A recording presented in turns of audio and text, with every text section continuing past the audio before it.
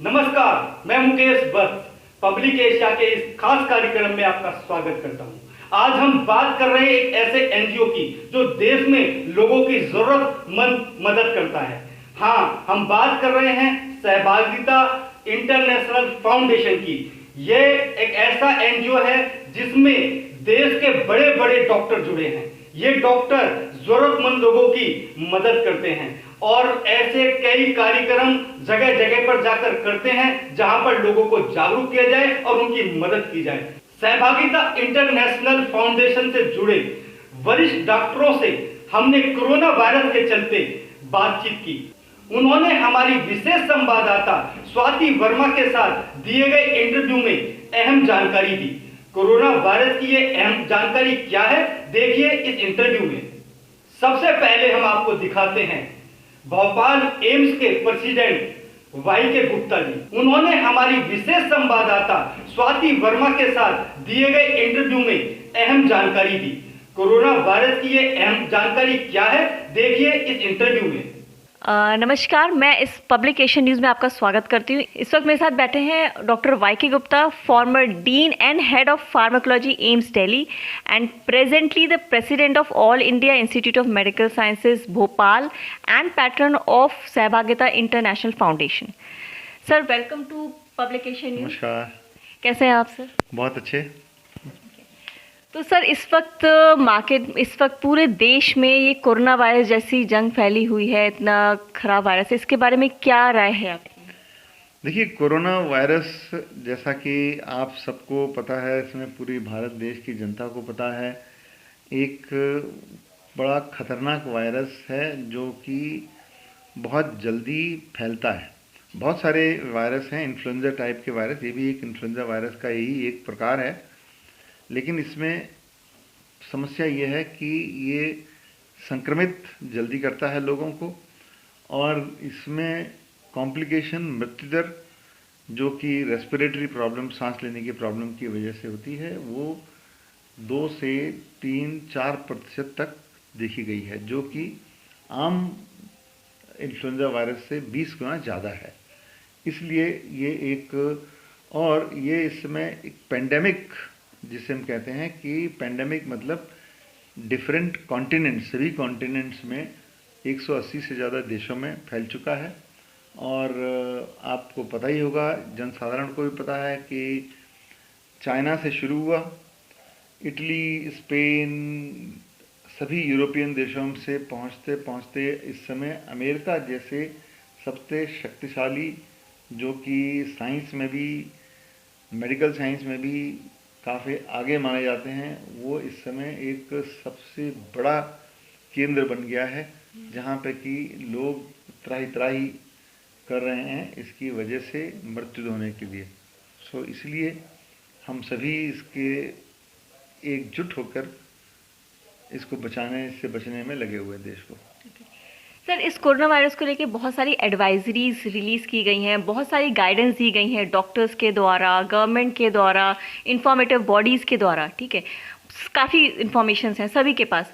तो आपके हिसाब से कोई ऐसी इन्फॉर्मेशन है जो कि छूट गई हो, जो आपको लगता है स्टिल लोगों को पता होनी चाहिए ताकि हम इससे और बच के रह सकें? देखिए, जो कॉमन एडवाइजरी हैं, एडवाइजरी कई तरह की होती हैं जो भारत सरकार ने निकाली हैं। एक एडवाइजरी है आम जनता के लिए। आम जनता के लिए एडवाइजरी निकाली गई है कि आप सोशल डिस्टेंसिंग, जो कि हमारे प्रधानमंत्री हर भाषण में बोलते हैं और आजकल हर आदमी के नाम पे, हर आदमी के ज़बान पे सोशल डिस्टेंसिंग का एक नाम आ गया है। अब उसके बावजूद भी हम बीच बीच में छोटी छोटी, कई बार छुटपुट, सिग्निफिकेंट असर डालने वाली, बहुत ख़ास असर डालने वाली छोटी हरकत जो नहीं होनी चाहिए होती हैं, जो कि लोग मंदिर में या किसी धार्मिक स्थल में, मस्जिद में या चर्च में इतना कहने के बाद भी कई बार पहुंच जाते हैं, क्योंकि वो समझते नहीं हैं कि ये भीड़ से नुकसान हो सकता है। कई बार लोग गांव जाने के लिए चल पड़े, कई बार लोग उसको वहाँ चल पड़े। तो इन लोगों को भी अभी तक इसका सीरियसनेस पता होनी चाहिए कि भाई ये इतना हम लोग मेहनत कर रहे हैं, प्रधानमंत्री से लेकर के हर डॉक्टर, हर नागरिक दूर डिस्टेंस बनाने के लिए, तो ये कुछ आदमी अगर इसका उल्लंघन करते हैं तो इसका पूरे समाज पे असर पड़ जाता है, सभी लोगों को। और एक आदमी को अगर होता है तो वो 3 आदमियों को इन्फेक्शन दे सकता है। तो एक ये स्ट्रॉन्ग मैसेज जाने की ज़रूरत है। कई बार डॉक्टरों को भी हम एडवाइजरी इशू करते हैं कि किस तरह से कोविड के पेशेंट को वो हैंडल करें। कोविड कोई छूत की बीमारी नहीं है, एक ऐसी बीमारी है जो कि ड्रॉपलेट उसके इन्फेक्शन से जाती है। तो हम एडवाइजरी नहीं, लेकिन इस तरह के हम विजुअल एड से भी देते हैं कि किस तरह से जब उसको छींक आए तो अपने कफ ऐसे करके छींक आए, खांसी आए, जिससे कि ड्रॉपलेट्स आपके हाथ में या इसमें रह जाए, या आप रुमाल या कपड़ा इस्तेमाल करें कि उसी में चिपक जाए। तो ये भी एक बताने की चीज़ है। हम लोग मास्क को इस्तेमाल करने के लिए बताते हैं कि मास्क लगाओ, लेकिन मास्क को लगाने के बाद कई बार ये भी देखा गया है कि मास्क तो पहनने के साथ साथ में हम उस मास्क को ठीक करने में 20 बार हाथ लगाते हैं अपने मुंह पे, ऊपर नीचे एडजस्ट करने के लिए, क्योंकि हमारी आदत नहीं है मास्क लगाने की। और उससे पूरा मास्क लगाने का हमारा पर्पस एक तरह से डिफीट हो जाता है या गलत हो जाता है। तो मास्क लगाने के बाद में फेस पे हाथ नहीं लगाना चाहिए। और फिर हमको एक ये भी बताना चाहिए कि जनता में ये मैसेज नहीं जाना चाहिए कि किसी को अगर कोविड इन्फेक्शन हो गया तो उसने कोई अपराध किया या उसको आप समाज से निष्कासित करने के, ऐसा नहीं होना चाहिए।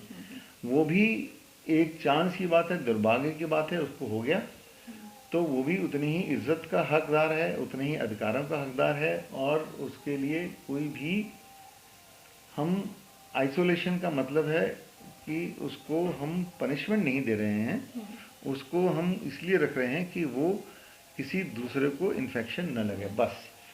क्योंकि कई बार ये देखा गया है कि लोग डर जाते हैं, आइसोलेशन होगा इसलिए अपनी बीमारी को भी छिपा जाते हैं। तो ये एक एडवाइजरी भी एक ज़रूरी है लोगों को, समाज के लोगों को, ये समाज के लोगों के लिए भी ज़रूरी है। बिल्कुल।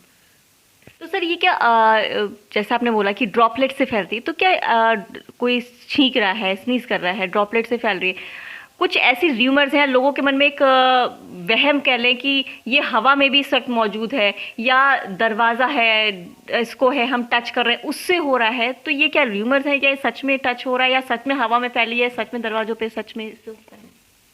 ये एक प्रोटीन है, वायरस एक प्रोटीन होता है, और ये प्रोटीन की लाइफ होती है। उसके बाद ये प्रोटीन डीनेचर हो जाता है, और मतलब उसका इन्फेक्टिविटी ख़त्म हो जाती है। ये प्रोटीन कोरोना वायरस, ये रेस्पिरेशन की में ट्रैक में सबसे ज़्यादा होता है। तो रेस्पिरेटरी ट्रैक मतलब ट्रेकिया, लंग्स और नाक में, म्यूकस मेम्ब्रेन में, आँख में या मुंह में ये होता है। तो ये थूक में हो सकता है, स्पुटम में हो सकता है, या नाक के नेज़ल से जब हम छींकते हैं तब आ सकता है। तो इसलिए ये ड्रॉपलेट जब छींकते हैं तो बहुत छोटी छोटी ड्रॉपलेट, आमूमन 3 फुट 3.5 फुट तक वो जाती है। उसके बाद वो नीचे गिर जाती है, ज़मीन पे गिरने के बाद में वो इनएक्टिवेट हो जाती है। अगर वो दरवाजे पे लगा है, खिड़की में लगी है, तब भी वो 1-1.5 घंटे तक रहती है। लेकिन ये देखा गया है कि स्टील के जो नॉब्स हैं उस पर 7-8 घंटे तक वो प्रोटीन डीनेचर नहीं होता।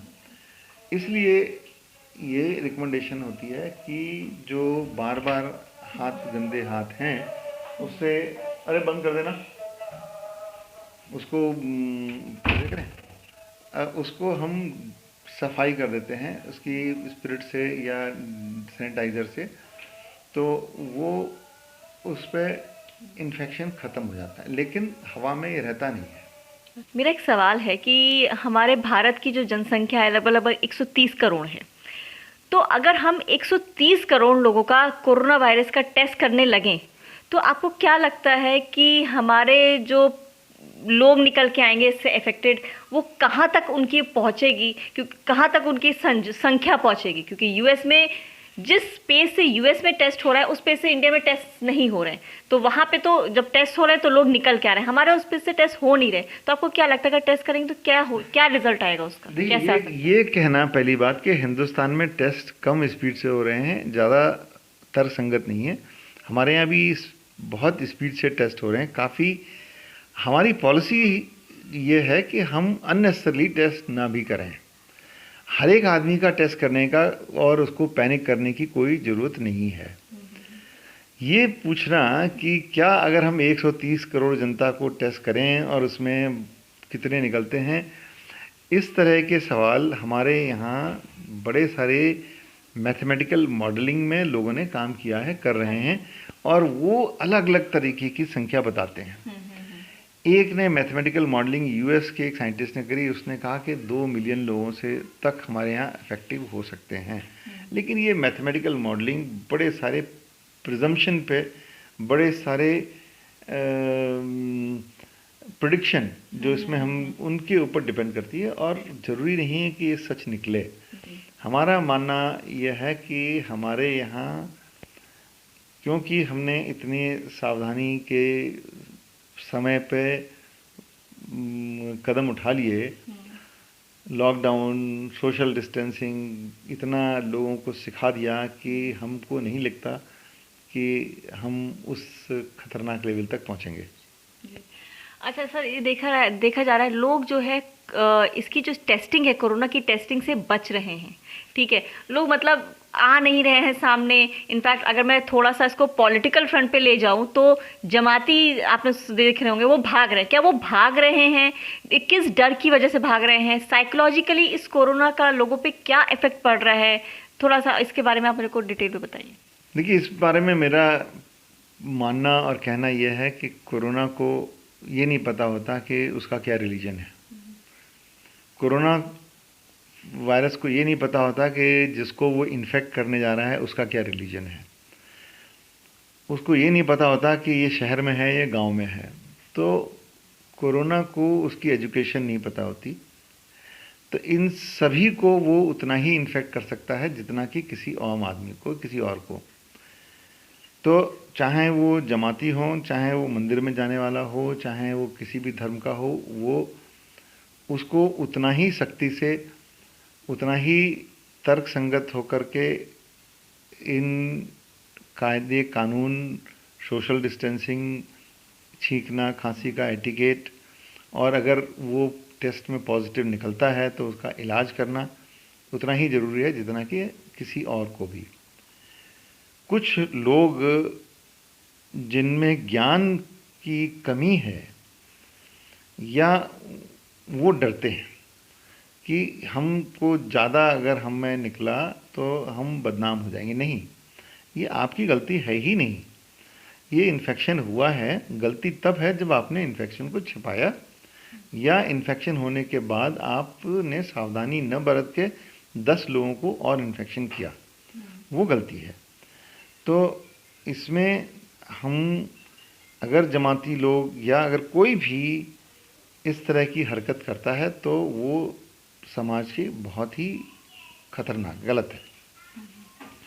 सर, अब तक पूरे विश्व में लगभग 1.25 लाख लोग इससे मर चुके हैं और लगभग 4,75,000 लोग इससे संक्रमित हो चुके हैं। तो अब ये जंग हमें कहाँ लेके जाएगी, ये जो आंकड़ा है ये हमें और आगे कहाँ तक लेके जाएगा, और आगे हम इसको कैसे सामना करें, और ये क्या होने वाला है इसको आगे लेकर के? ये भविष्यवक्ता भी नहीं बता सकता, क्योंकि ये सब कुछ डिपेंड करता है कि हम इसको कैसे हैंडल कर रहे हैं। अगर हमने इसमें लड़ाई में सोशल डिस्टेंसिंग सबसे जो ज़्यादा इम्पोर्टेंट है उस पर अगर ध्यान दिया तो हम इसके पे आराम से कंट्रोल कर सकते हैं, क्योंकि ये इसकी लाइफ होती है। ये अपने आप मर जाता है, अगर ये दूसरी जगह नहीं जाता तो डीनेचर हो जाता है थोड़ी देर के बाद में, और पेट में चला जाता है तो डीनेचर हो जाता है। अगर हम इसको डिस्टेंस रखें या खांसी आए, छींक आए या जो ना बार बार आँख पे या फेस पे हाथ लगा के उस पर, ये हमारे तरीके ख़त्म हो जाएं तो ये इस पर विजय पाई जा सकती है। जहाँ तक कोरोना वायरस का रहने का है तो ये एक ऐसी चीज़ नहीं है जो ख़त्म हो जाएगी जड़ से।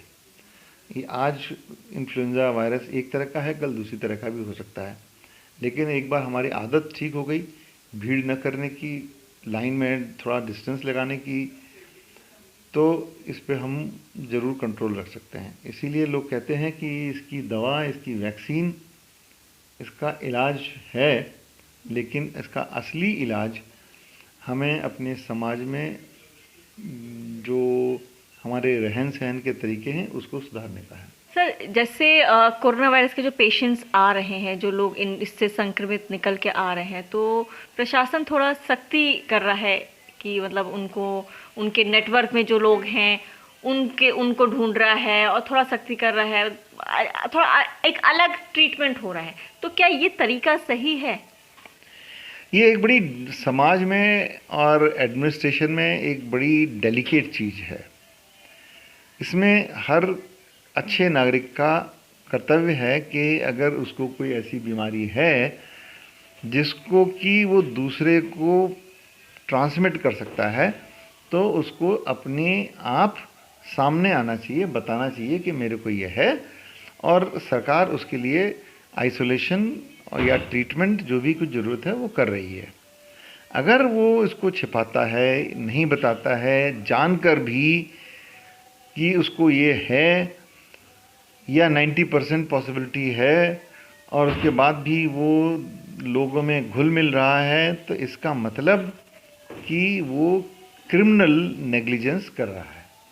एक तो नेग्लिजेंस होती है, एक तो इग्नोरेंस होती है, दूसरी नेग्लिजेंस, तीसरी क्रिमिनल नेग्लिजेंस। इसका मतलब वो जान करके भी दूसरे को नुकसान पहुंचा रहा है। तो ऐसे आदमी को बाय लॉ भी एडमिनिस्ट्रेशन देख सकता है। तो ऐसा भी हुआ है कि जहाँ पे कि ये मालूम है कि इस आदमी को ये है, फिर भी वो ऐसा कर रहा है, तो उसको हम लॉ के अगेंस्ट बोल सकते हैं। साथ में ये भी ज़रूरी है कि एडमिनिस्ट्रेशन जो उस जगह के जिला अधिकारी या जो भी अधिकारी इसको देख रहे हैं, वो भी इतना उसका आतंक न फैलाएं कि लोग स्वेच्छा से आने से घबराएं। तो ये मैं इसलिए कह रहा हूँ कि एक बैलेंस की ज़रूरत है, नागरिक का कर्तव्य और अधिकारियों का क्या कर्तव्य, क्या दायित्व है और क्या स्टैंडर्ड ऑपरेटिंग प्रोसीजर है, जिससे लोगों में भय न पहुँचे और जिससे लोग सामने आएँ। क्योंकि अगर सामने नहीं आए भय की वजह से या सोशल स्टिग्मा की वजह से, तो सारा पर्पस टेस्टिंग का ख़त्म हो जाएगा। इसलिए ये एक शेक हैंड वाला है। जब तक कि सरकार के साथ में जनता और जनता के साथ में सरकारी तंत्र, ये सब एक साथ नहीं आएंगे, तो हमको इस पर विजय तो हमको मिलनी ही है, लेकिन उसमें देर होगी। अब आखिरी सवाल मेरा आपसे सर, आप क्या लोगों को संदेश देना चाहेंगे, लोगों को बोलना चाहेंगे, कहना चाहेंगे इस कोरोना वायरस से लेकर के किस तरीके से अपना बचाव रखें, आप कुछ स्पेशल मैसेज? एक मैसेज, कोरोना वायरस जिसको होता है वो कोई अपराधी नहीं है, वो उसको अच्छी तरह से ट्रीट करना चाहिए। 2, कि कोरोना वायरस किसी को भी हो सकता है, वो चाहे हवाई जहाज़ से ट्रैवल करने वाला हो, चाहे वो सब्जी मंडी में काम करने वाला हो, चाहे वो किसी धर्म का हो, चाहे वो किसी भी उम्र का हो। 3, जिन लोगों की इम्यूनिटी कम है, प्रतिरोधक शक्ति कम है, चाहे वो कैंसर का मरीज हो, चाहे डायबिटीज़ का, चाहे हार्ट पेशेंट हो, चाहे वो एक्सट्रीम एज का पेशेंट सब्जेक्ट हो, इनमें ज़्यादा होने की सीरियसनेस या इन्फेक्शन पकड़ने की ज़्यादा पॉसिबिलिटी है, तो सावधान रहने की ज़रूरत है। अगला मैसेज कि बार बार जो सभी कह रहे हैं, प्रधानमंत्री से लेकर के हर एक डॉक्टर, की सोशल डिस्टेंसिंग और हमारा जो सोशल एटिकेट जिसे हम कहते हैं, जो कि हमारे स्कूल में भी सिखाया जाता था, छींको तो कपड़ा रख कर के खांसो तो हाथ रख के नहीं, कपड़ा रख के, जिससे कि इस तरह के बैक्टीरिया हैं। और साबुन का प्रयोग हम बचपन में सीखते आ रहे हैं, क्योंकि साबुन सबसे अच्छा ये जो सैनिटाइज़र है उससे भी अच्छा सैनिटाइजिंग का इफेक्ट करता है। लेकिन जहाँ पे साबुन का इस्तेमाल हो, साबुन का इस्तेमाल करना चाहिए। अगर साबुन का इस्तेमाल आप वहाँ पे नहीं कर सकते हैं क्योंकि आप ट्रैवल कर रहे हैं, तो सैनिटाइज़र आपको साथ में रखना चाहिए। साबुन सबसे अच्छा है। और आखिर में कि ये समय बड़ा हमारी परीक्षा का है, और परीक्षा का समय छोटा होता है। ये समय परीक्षा का थोड़ा लंबा भी हो सकता है, लेकिन परीक्षा का रिजल्ट हमेशा अच्छा निकलेगा, यानी कि हम इस पर विजय पाएंगे। और आखिर में हम ये कहना चाहेंगे कि ये एक सबक देने वाला भी इंसिडेंस है, जिससे कि हमको ये सबक मिलता है कि हमको आगे भी इस तरह के किसी भी वायरस के होने वाली संभावना को ध्यान में रखना चाहिए, और साथ में हमें इस दिशा में विज्ञान को और सोशल अवेयरनेस को और प्रिकॉशंस को भी साथ में रखना चाहिए। सर, एक सवाल है मेरे का आपसे कि मान लीजिए कोई कोरोना वायरस पेशेंट है, ठीक है, उसको मच्छर काट लेता है, और वो मच्छर किसी ऐसे इंसान को काट लेता है जो एकदम स्वस्थ है, तो क्या उसको कोरोना नहीं होगा? क्या उसमें क्या आपकी राय है? बहुत ही इंटरेस्टिंग सवाल है। कोरोना, मच्छर, आदमी, फिर कोरोना। लेकिन फॉर्चुनेटली, सौभाग्यवश ऐसा है नहीं। कोरोना वायरस नाक में, रेस्पिरेशन में रहता है, और ये ड्रॉपलेट से फैलता है, और काटने से या किसी जानवर से या किसी मच्छर से, किसी और से ये एक आदमी से दूसरे आदमी में जाए, ऐसी कोई भी संभावना नहीं है। ऐसी कोई भी अभी तक एविडेंस नहीं है, क्योंकि ये ब्लड में नहीं, ये रेस्पिरेटरी ट्रैक्ट में रहता है। तो मच्छर से, मक्खी से, छिपकली से या कुत्ते से अभी तक कोई ऐसी एविडेंस नहीं है। हालांकि लोगों ने कुत्ते में भी देखा है कि कुत्ते से तो नहीं फैल सकता, लेकिन अभी तक ऐसी कोई एविडेंस नहीं है। तो आप जनता को सुरक्षित, मतलब अच्छी तरह से सुनिश्चित कर दें कि ऐसा घबराएं नहीं। जिस घर में मच्छर हैं, दूसरे घर में मच्छर चला गया तो वो मलेरिया, डेंगू या इस तरह की कोई बीमारी फैला सकता है, लेकिन कोरोना से उसका कोई संबंध नहीं है। सर, आप farmer dean and head of pharmacology रह चुके हैं एम्स दिल्ली में। अभी आप प्रेसिडेंट ऑफ एम्स भोपाल हैं। साथ में आपके प्रोफाइल में एक और चीज़ है, you are the patron of Sahbhagita international foundation. क्या है ये सहभागिता इंटरनेशनल फाउंडेशन? थोड़ा सा मुझे बताएंगे इसके बारे में। सहभागिता इंटरनेशनल फाउंडेशन एक बहुत ही अच्छी एनजीओ है, जिसमें कि all India institute of medical sciences के अधिकारियों की वाइफ, पार्लियामेंट में सिक्योरिटी ऑफिसर्स की वाइफ, और ऐसे ही कई गण्यमान्य लोगों ने इसमें बनाया है, जिसमें ये खुद अपना पैसा भी लगाते हैं और समाज में काम करते हैं। ख़ास तौर से समाज में उन लोगों के लिए जो कि सोशियो इकोनॉमिकली बैकवर्ड। तो इसलिए हम इनके साथ जुड़े हुए हैं। बहुत सारे इन्होंने कैंप लगाए विमेन सैनिटेशन के, जिसमें कि हम लोगों ने उनको विमेन हाइजीन का लेसन दिया, और साथ में सैनिटेशन पैड, सैनिटरी नैपकिन साल भर के लिए इनको दिए। बहुत सारे ऐसे कैंप्स किए जिससे कि सैनिटरी नैपकिन्स का लड़कियों में, महिलाओं में उपयोग करने की दर बढ़ी है।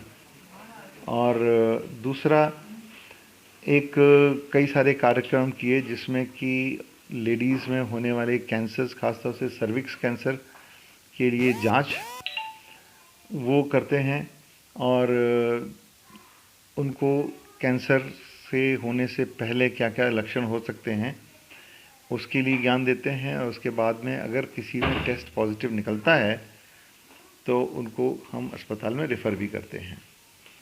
तो ये सहभागिता इंटरनेशनल ऐसे कई सारे काम करती है जो कि मेडिसिन अवेयरनेस के, चाहे उसको क्रॉनिक बीमारी हो। अभी हम इसके बाद में पुरुषों में जो 65 साल के ऊपर के हैं उसमें प्रोस्टेट कैंसर, इसकी स्क्रीनिंग करने के लिए भी प्रोग्राम बना रहे हैं। और इसमें सबसे अच्छी बात यह है कि इसमें कुछ एम्स के डॉक्टर, कुछ बाहर के डॉक्टर वो अपना योगदान भी देते हैं। और हम उम्मीद करते हैं कि इसमें हमारे जो भी एनजीओज़ और जो भी एनजीओज़ को सपोर्ट करना चाहें अपने CSR कॉर्पोरेट रिस्पॉन्सिबिलिटी फंड से, वो इसमें अपना योगदान दें। और हम ये भी नहीं कहते कि वो इसमें धन से योगदान दें, वो उसमें स्पॉन्सर करें कि ये सैनिटरी नैपकिन या ये हमने टेस्ट किट उन लोगों के लिए दी, और हम इस नेटवर्क को पूरे देश में धीरे धीरे फैला देंगे।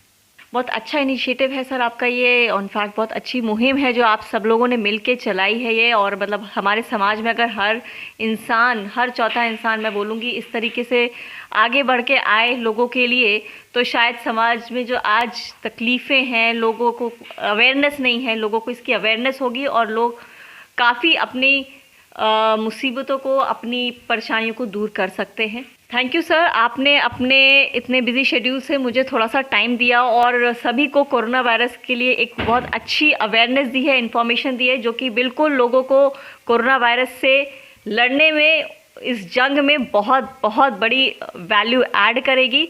और अब हम इस 2 से 3 संदेश के साथ इस इंटरव्यू को क्लोज करेंगे कि सबसे रिक्वेस्ट यही है कि वो अपने घरों में लॉकडाउन रहें और सेफ रहें। वो अपने घरों से बाहर जितना कम हो सके उतना निकलें और अपने परिवार के साथ मिलकर रहें और अपने आप को पूरी तरीके से सुरक्षित रखें। सोशल डिस्टेंसेस का पूरा की तरीके से पालन करें, मास्क लगा के रखें, हैंड वॉश टाइम पे समय समय पर करें, ग्लव्स पहन के रखें और अपने हाथों को सैनिटाइज करते रहें। सहभागिता इंटरनेशनल फाउंडेशन की सेक्रेटरी तृप्ति सक्सेना ने हमारी संवाददाता के साथ बातचीत में क्या जानकारी दी एनजीओ के बारे में, देखिए। इस वक्त हम बैठे हैं डॉक्टर तृप्ति सक्सेना के साथ, जो कि सहभागिता इंटरनेशनल फाउंडेशन एनजीओ की सेक्रेटरी है। ये सहभागिता इंटरनेशनल फाउंडेशन एक एनजीओ है 2005 में, जिसको इन्होंने शुरुआत की थी इन सब ने मिलकर के, और इसकी बेसिकली इसके हेडक्वार्टर्स यूपी में बेस है और दिल्ली में इनकी ब्रांच है। तो अब थोड़ा सा इनसे जानते हैं कि सहभागिता इंटरनेशनल फाउंडेशन है क्या इस वक्त ये कर रहे हैं, कहाँ इनकी मौजूदगी है, किस तरीके से ये लोगों के आगे का बढ़ के मदद कर रहे हैं, और कोरोना वायरस जैसे इस माहौल में आज इन लोगों ने क्या लोगों के आगे बढ़ करके आके इनिशिएटिव्स लिए। डॉक्टर तृप्ति, स्वागत है आपका पब्लिक एशिया न्यूज में। अच्छा, आप इस ऑर्गेनाइजेशन, इस जो एनजीओ है इसकी सेक्रेटरी हैं, ठीक है, तो आप थोड़ा सा मुझे बताएंगे कि ये एनजीओ कैसे इसकी शुरुआत हुई, क्यों आपने शुरुआत की, क्या कौन लोग इसके साथ जुड़े हैं, थोड़ा सा इसके बारे में बताइए। जी हाँ, हमारी ये सहभागिता इंटरनेशनल फाउंडेशन हम लोगों ने करीब स्टार्ट की थी 2005 से। हम लोग इसमें काम कर रहे हैं। हमारे साथ बहुत बड़े बड़े डॉक्टर जो कि एम्स से या अपोलो हॉस्पिटल से भी यहाँ तक कि हमारे साथ शामिल हैं। एम्स में डॉक्टर वाई.के. गुप्ता हैं, जो कि अभी आज के समय में वो डायरेक्टर हैं इसके एम्स भोपाल के, और यहाँ दिल्ली एम्स से वो एज ए डीन रिटायर हो चुके हैं। साथ ही हमारे साथ हैं डॉक्टर वीना गुप्ता, जो कि सफदरजंगी कैंसर डिपार्टमेंट के एचओडी रह चुके हैं। इसके अलावा हमारे साथ इसके अपोलो हॉस्पिटल के डॉक्टर संदीप गुलेरिया, जो कि एक सर्जन हैं, उनकी वाइफ गायनेकोलॉजिस्ट हैं डॉक्टर अनिका गुलेरिया। ये सभी लोग हमारे साथ शामिल हैं। हम लोगों का जो मेनली हम लोगों ने काम किया है आज तक वुमेन हेल्थ पे किया है। 2005 से हमने दिल्ली, नोएडा, एनसीआर में और यूपी में, साथ ही झारखंड में एंड पंजाब में हम वुमेन हेल्थ पे अलग अलग प्रोजेक्ट्स या हेल्थ कैंप्स लगा ताकि हम लोग इस विषय में काम करते रहे हैं, जिसमें हमारा जागरूकता अभियान तो होता ही है सर्वाइकल कैंसर पे, ओवेरियन कैंसर पे। इसके साथ ही हम लोगों को जागरूकता के साथ साथ हमने जैसे अभी हमने एक नेशनल फर्टिलाइजर लिमिटेड के सौजन्य से काम किया था, नोएडा में किया था हमने नवंबर-दिसंबर में, जिसमें हमने सर्वाइकल कैंसर पे काम किया था, जिसमें हमने वुमेन्स को फ्री ऑफ कॉस्ट 1 ईयर का सैनिटरी नैपकिन डिस्ट्रीब्यूट किया था। इसी तरीके से हम लोगों ने HIL, जो कि हिंदुस्तान इंसेक्टिसाइड्स लिमिटेड है, उसके माध्यम से हमने काम किया था पंजाब में, बठिंडा में, उसमें भी हम लोगों ने सेम पैप्समेयर टेस्ट किया था और सैनिटरी नैपकिन्स का डिस्ट्रीब्यूशन किया था। इससे पहले भी हम लोग करीब 2014-15 में भी हम लोग ये कर चुके हैं इसका सर्वाइकल के, तो ये हमारे काम इस तरीके के लगातार चलते रहते हैं।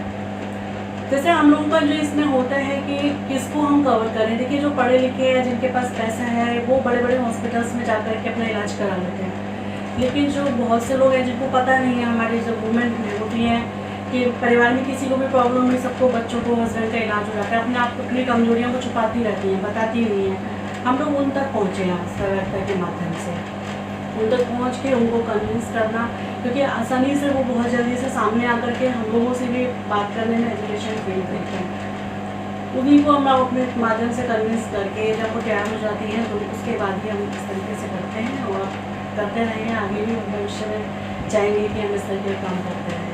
बहुत अच्छा इनिशिएटिव है आप लोगों का। मिस सिद्धि, जैसे इस वक्त माहौल बहुत ख़राब है पूरे विश्व में, पूरे हमारे देश में भी कोरोना वायरस को लेकर के, तो इस वक्त आपके एनजीओ सहभागिता इंटरनेशनल फाउंडेशन की क्या भूमिका रही है लोगों के आगे आके मदद करने में, और जगह जगह आप लोग कहाँ किस तरीके से लोगों तक पहुँच रहे हैं, थोड़ा हमें बताइए। जी हाँ, जैसे कि आपने बताया अभी लॉकडाउन का चल रहा है, तो हम लोग कहीं पर भी एनजीओ के जो हमारे मेंबर्स हैं इकट्ठे होकर तो काम कर नहीं सकते। हम अपने अपने लोकल एरिया में जो जहाँ पर रह रहे हैं उनको हम एक एडवाइजरी जारी करके कि किस तरीके से आपको सोशल डिस्टेंसिंग है, या मास्क का यूज़ करना है, या हाथ सैनिटाइजर से साफ करते रहना है, सोप और साबुन का इस्तेमाल करना है, इन सब चीज़ों का हम लोग बताते रहते हैं अपने माध्यम से। इसके अलावा हम लोग एक PM केयर फंड में हम लोग 11,000 रुपये हम डोनेट कर रहे हैं छोटे से सहभागिता की तरफ से, और जो भी गरीबों के काम है अल्टीमेटली। एंड इसके अलावा हम लोग जैसे कि यूपी में चंदोसी एक जगह है, वहाँ पर हमने 200-250 लोगों के लिए हम राशन वगैरह वितरण इस तरीके का प्रोग्राम कर रहे हैं। बस यही सब चीज़ें आजकल चल रही हैं, और हमारे अलग अलग मेंबर जैसे कोई कहीं पर दिल्ली के डिफरेंट एरियाज में रहते हैं, वो ये सब काम अपने माध्यम से कर रहे हैं।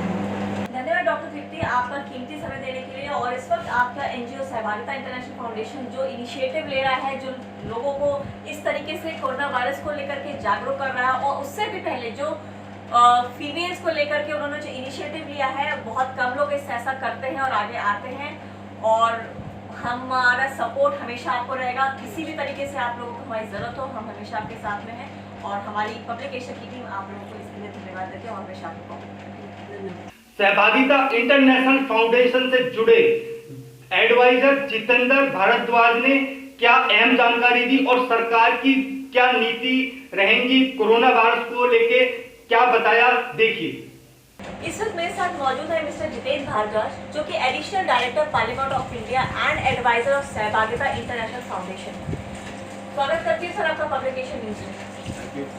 धन्यवाद आपका समय देने के लिए हमें, और इस चर्चा को थोड़ा सा आगे बढ़ाते हुए मैं आपसे कुछ सवाल पूछना चाहूँगी कि जैसे सरकार ने, गवर्नमेंट ने बहुत सारे कदम उठाए हैं, बहुत सारे जैसे लॉकडाउन हो गया, कोरोना वायरस को लेकर के लॉकडाउन एक बहुत बड़ा कदम उठाया है, जिससे पूरा हमारा देश बंद हो गया है।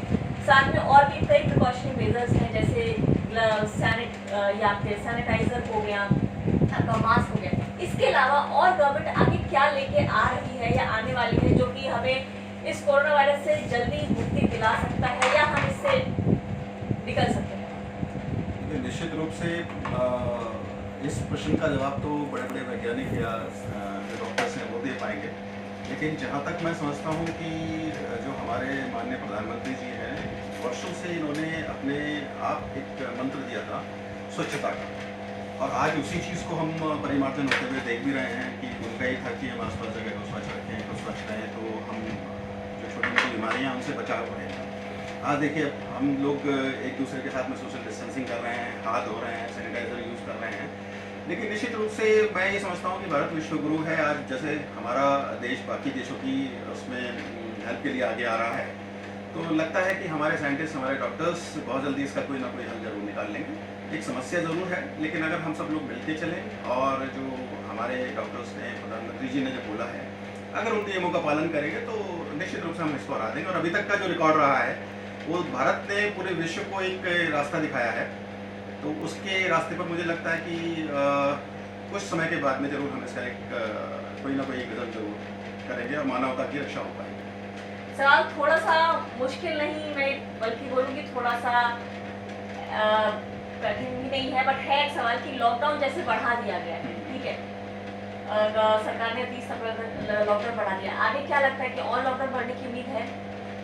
नहीं, देखिए ये निश्चित रूप से डिपेंड करता है हम लोगों के ऊपर, क्योंकि वायरस का एक जीवन चक्र है और वो वायरस को उसकी चेन को तोड़ने के लिए ही लॉकडाउन बढ़ाए गए हैं। अगर लोग जो मान के चलते हैं जिनके इन्फेक्शन है, अगर वो लोगों के साथ में मिलेंगे तो उसकी गति थोड़ा तेज हो जाएगी, लेकिन लॉकडाउन के अंदर अगर हम रहेंगे तो निश्चित रूप से वो वायरस की जो एक चेन है वो ब्रेक होती है और ये लॉकडाउन टूटने के आसार हो जाते हैं। अभी भी देश के अंदर कई सारे मतलब 300 से ऊपर जिले ऐसे हैं जहाँ की लॉकडाउन का प्रभाव है और एक भी केस कोविड का नहीं है। जैसे माननीय प्रधानमंत्री जी ने बोला है कि समय पर हम धीरे धीरे इसमें रिलैक्सेशन भी करेंगे, ये डिपेंड करेगा कि हम लोगों की एक्टिविटी के ऊपर। आप सहभागिता इंटरनेशनल फाउंडेशन एनजीओ जो 2005 से चल रही है, बहुत अच्छा काम कर रही है, उसके एडवाइजर हैं, ठीक है, तो एज एन एडवाइजर आपकी क्या भूमिका रही है अब तक, इस टाइम पे क्या भूमिका है और आप कैसे किस तरीके से अपने एडवाइजर योगदान कर रहे हैं उस एनजीओ में? देखिए 2005 के अंदर हम कुछ लोगों के दिमाग में आया कि सभी लोग सुव्यवस्थित हैं, अच्छी गवर्नमेंट जॉब के अंदर काम कर रहे हैं, तो कुछ अपना समय अपना जो भी हम योगदान दे सकते हैं समाज के लिए भी हम आगे करें। 2005 से हमने छोटे छोटे कार्य करने शुरू किए और फॉर्चुनेटली हमारे साथ में कुछ डॉक्टर्स भी एम्स के भी और बड़े बड़े प्रतिष्ठित जो हॉस्पिटल्स हैं उनके लोग जुड़े। उनके माध्यम से हमने देखा कि हेल्थ के ऊपर, जैसे कि आप भी जानते हैं कि देश के अंदर आज भी हम देख रहे हैं जो कोरोना वायरस के टाइम के ऊपर है कि उतनी व्यवस्था हमारे पास में नहीं है जितनी होनी चाहिए थी। तो 2005 से धीरे धीरे हम लोगों ने हेल्थ के ऊपर काम करना शुरू किया, छोटे छोटे कैंप्स लगाने शुरू किए। लेकिन एक समय के बाद देखा कि बहुत सारे एनजीओज हैं जो आइज के, डेंटल के और छोटे मोटे कैंप्स को लगा रहे हैं, लेकिन जो हमारी विश्वव्यापी समस्या जो बढ़ रही है वो कैंसर को लेके है। WHO की रिपोर्ट ने भी ये कहा है कि बाय द एंड ऑफ 2030 जो है इंडिया की काफ़ी सारी पॉपुलेशन, लगभग 40% पॉपुलेशन होगी, वो डिफरेंट काइंड ऑफ कैंसर से जूझ रही होगी। और कैंसर का ट्रीटमेंट इतना आसान भी नहीं है और किसी व्यक्ति को अगर भगवान ना करे कैंसर हो जाए तो उसकी पूरी की पूरी जमा पूंजी भी उसमें खर्च हो जाती है और हॉस्पिटल के ऊपर भी उसका एक दबाव बन रहा है। इस चीज़ को हमने सोचते हुए दिमाग में लगाया, क्योंकि हमारे पास में वर्ल्ड फेमस डॉक्टर्स थे, उन सब ने ये कहा कि हम क्यों ना कैंसर के ऊपर काम करें, क्योंकि बहुत ही कम एनजीओज हैं जो कैंसर से अवेयर करा रही हैं या कैंसर के ऊपर काम कर रही हैं। उस चीज़ को करते हुए 2014 से हमने फुल फ्लैजली काम करना शुरू किया और सबसे पहले हमने स्टार्ट किया झारखंड से, जहाँ की हमने सिमडेगा एरिया को हमने कवर अप किया और हमने देखा और देखकर हमको बड़ी वेदना हुई कि लोगों को डॉक्टर्स का भी बारे में मालूम नहीं है और विशेष रूप से महिलाएं तो डॉक्टर्स को देखा ही नहीं है, कई ऐसे क्षेत्र थे वहाँ पर। तब हमने प्रण किया कि हम महिलाओं के लिए जागरूकता करेंगे, क्योंकि एक महिला पूरे परिवार को चलाती है। अगर महिला स्वस्थ है तो पूरा परिवार स्वस्थ है और अगर महिला अगर एक बीमार है तो पूरा परिवार अपने घुटनों के ऊपर आ जाता है। तो वहाँ से हमने ये प्रयास शुरू किया और कैंसर की डिफरेंट जो बीमारियां हैं उसके ऊपर हमने लोगों को अवेयर करना शुरू किया और आज हम लगभग 4 से 5 स्टेट्स के अंदर हमारे एनजीओज ने, हमारे लोगों ने, हमारे डॉक्टर्स ने काम किया है। और रही बात ये कोरोना के इस विश्वव्यापी जो महामारी एक ले चुका है, इसमें हमारे तो जैसे मैंने बताया कि मोस्ट ऑफ द इसके अंदर डॉक्टर्स हैं और आज की तारीख में डॉक्टर भगवान का रूप है और जितने भी हमारे एनजीओज के डॉक्टर्स हैं वो सभी लोग अपने अपने डिफरेंट हॉस्पिटल्स में या जहाँ भी वो पोस्टेड हैं वहाँ वो कोरोना के ऊपर जंग कर रहे हैं और अपना योगदान वो दे रहे हैं। इसके अलावा जो नॉन डॉक्टर्स हमारे साथ में हैं वो अपने अपने क्षेत्रों के अंदर कार्य कर रहे हैं। जैसे मेरा अपना एक वो है कि मैं साउथ दिल्ली म्यूनसिपल एरिया के अंदर रहता हूँ। मैंने अपने आरकेपुरम एरिया के अंदर जितना, क्योंकि सैनिटेशन की बहुत ज़रूरी है, सैनिटेशन के अंदर जितने लोग लगे, स्वास्थ्यकर्मी वहाँ पे जितने लोग लगे हुए हैं उनको भी एक अवेयर करना बहुत ज़रूरी है, क्योंकि ये पहली बार ऐसा महामारी आई है कि बहुत सारे लोगों को अवेयर ही नहीं है कि अपने आप को इस अदृश्य वायरस से कैसे बचाएं। तो जो लोग ग्राउंड के ऊपर काम कर रहे हैं उनको भी हमें अवेयर करना बहुत ज़रूरी है। तो मैंने ऐसा भी प्रयास किया है, वहाँ की लोकल काउंसलर के साथ में डिफरेंट RWs को मैंने मिलाकर लोगों को अवेयर करने का काम किया है। जो दिहाड़ी मजदूर हैं उनके खाने पीने का कैसे प्रबंध किया जाए उसके लिए भी सरकार से हमने बात की है और उन तक वो राशन मुहैया कराया है। तो इस तरह से हमारे जितने भी एनजीओज के लोग हैं जो जिस एरिया में भी हैं, फ़ोन पे हमारा सबका संपर्क चलता रहता है, तो सब अपने एरिया के अंदर सक्रिय हैं और सरकार को हर संभव मदद अपनी तरफ से हम देने के लिए तैयार हैं। तो देखा आपने कैसे मिस्टर जितेंद्र भारद्वाज उन्होंने एक एनजीओ से जुड़कर कैसे आगे आए हैं लोगों की मदद करने, साथ में जिस तरीके से वो लोग काम कर रहे हैं, इतने सारे लोग मिलके, डॉक्टर्स ज़रूर हमारे देश में लोग जो जिनको अवेयरनेस नहीं है, जो बहुत कुछ नहीं जानते हैं, ये लोग उनको अवेयर कराएंगे, उन तक पूरी मदद पहुंचाएंगे। और मिस्टर जितेश, मैं इस आपने जो ये मुहिम में जुड़े हुए हैं उसके लिए बहुत बहुत धन्यवाद कि आप लोग ऐसे लोग अगर हमारे देश में आगे आके लोगों की मदद करें तो हमारा देश सच में बहुत जल्दी तरक्की भी करेगा और हम लोगों को उनको जो बीमारियां हैं या जो चीज़ है उनसे बचा सकें। थैंक यू जितेश सर, आपने अपना थैंक यू थैंक यू।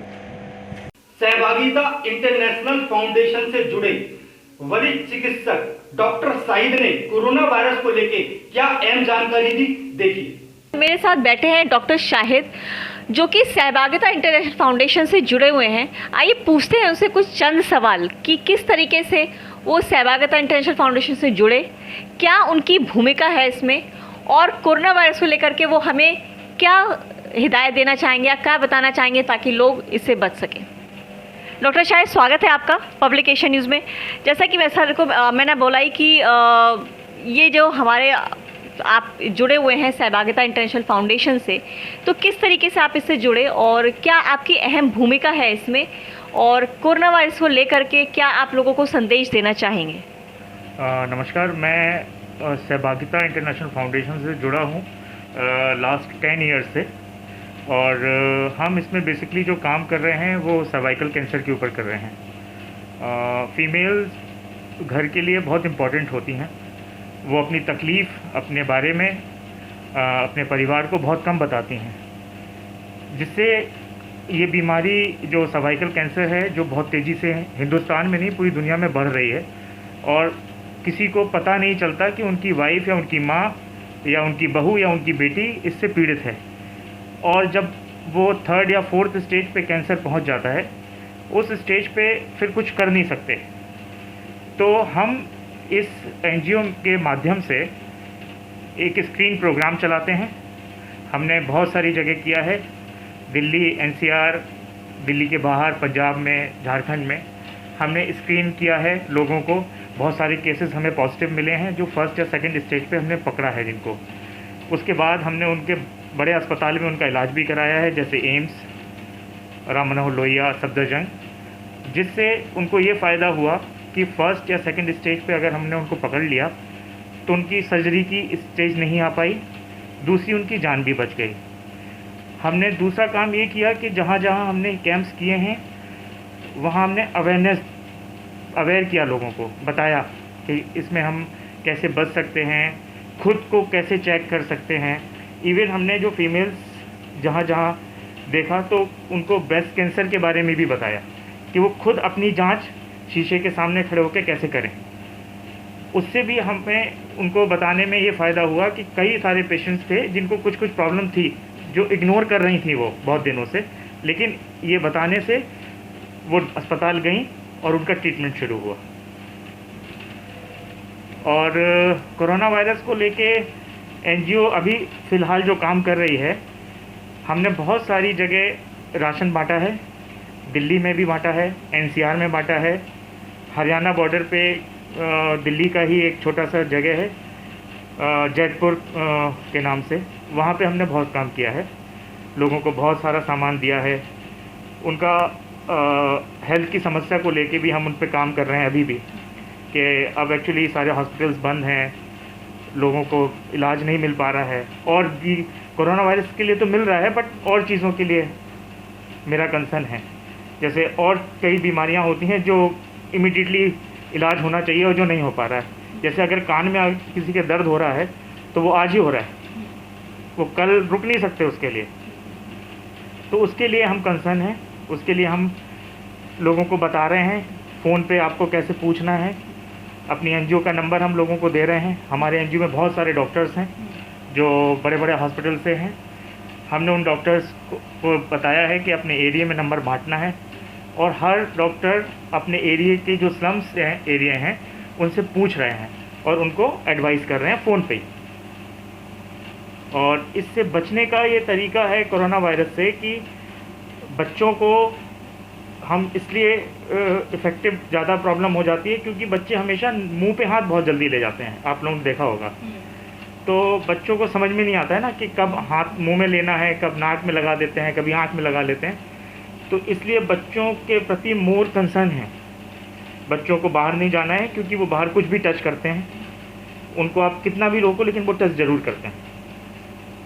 और बड़ों के लिए कंसर्न ये है कि उनकी इम्यूनिटी पावर थोड़ा वीक होती है, तो उनको नहीं लेके जाना है बाहर, या फिर उनसे किसी भी घर का आदमी जो है जो बाहर गया है वो डायरेक्टली टच में ना आए जब तक वो खुद एक बार शावर ना ले, नहा ना ले।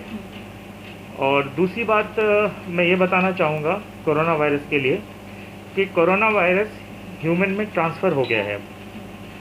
तो यह कहना कि ये चला जाएगा, अगस्त में चला जाएगा, मार्च में चला जाएगा, लोग बोल रहे हैं ऐसा, कि मुझे नहीं लगता ये कि जाएगा। जब किसी भी एनिमल से मनुष्य में वायरस ट्रांसफ़र हो जाता है तो वो कभी जाता नहीं है, उसके लिए उसको वैक्सीनेशन चाहिए। वैक्सीनेशन जब तक नहीं आएगा वो जाएगा नहीं।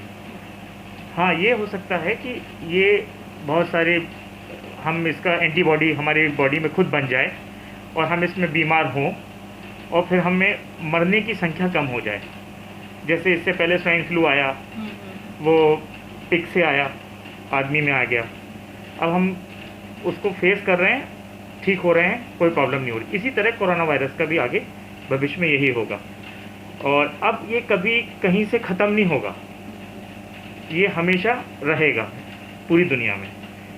और इससे बचने के लिए बस हमें ये करना है कि सोशल डिस्टेंसिंग, कम से कम 3 फीट आप दूर रहें। Thank you so much.